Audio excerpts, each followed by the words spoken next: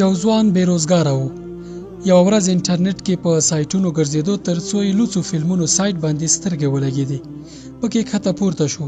ځان یې د ایمیل له لارې د 2 روپو په بدل کې په دې سایټ کې راجستر کړ. په اونۍ کې به ورته یو وار ایمیل راغی او د لسګونو فلمونو لینکونه به یې ترلاسه کړل. دا کار د ځوان عادت وګرځېد او پرې روږدی شو. بله ورځ یې خپلو ملګرو ته کیسه وکړه چې هره اونۍ مې ایمیل ته د لسګونو فلمونو لینکونه راځي او د بل اونۍ تر پایه د همدغو فلمونو په لیدلو بوخت یم. ملګري یې حیران شول او ورته یې کړه چې موږ ته یې هم چل راوښایه. هلک وویل ایمیلونه مو راکړئ، زه به یې په وړیا ډول تاسو ته فاروردوم. ملګرو خپل ایمیلونه ورکړل.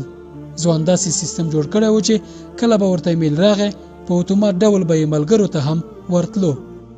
څو میاشتې وروسته ځوان مړ شو.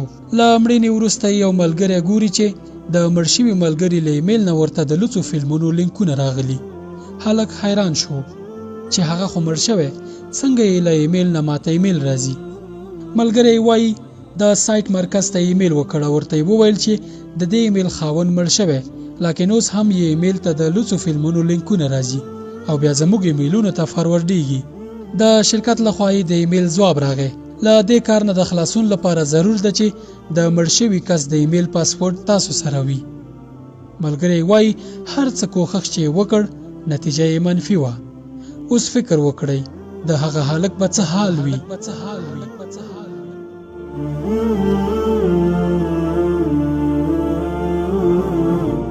ځکه الله تعالی وایي بسم الله.